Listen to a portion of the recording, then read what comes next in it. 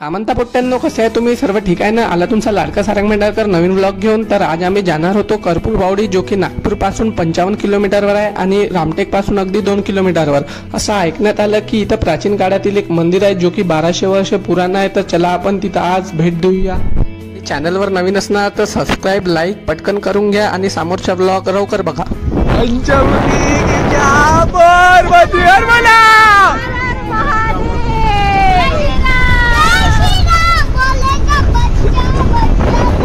जय जय श्रीराम बोलेगा.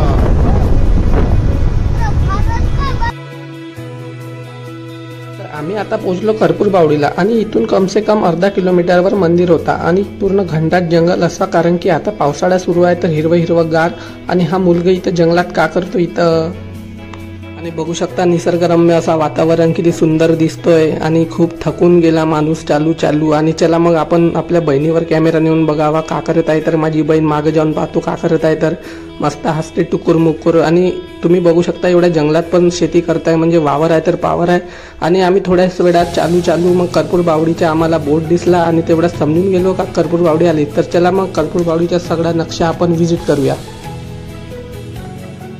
आणि असे म्हटले जाते की या जागेवर राक्षसांचे राज्य होता आणि इथले लोक म्हणतात की श्रीरामाने येऊन राक्षसांचा वध केला. आणि या मंदिरला नाही सिमेंट नाही रेती काहीच यूज केला, तरी पण आज पण हा मंदिर जसंच्या तसंच आहे. आणि नेमकं या मंदिराचं कर्पूर बावडी असं नाव का पडलं? कारण की इथं गेल्यावर कुंडामधनं आपल्याला कपूर सारखा वास येत राहतो, म्हणून या मंदिराला कर्पूर बावडी असे म्हटले जाते. आणि आधी या जागेला सिंदूरकीय पर्वत म्हणून ओळखले जात होते.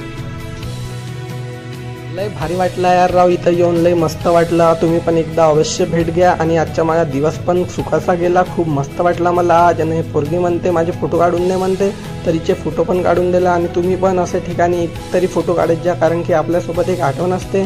आणि असं म्हटले जाते की कर्पूर बावडीला पाणी कधीच संपत नाही. तर चला मग आम्ही निघतो आता घराकडे.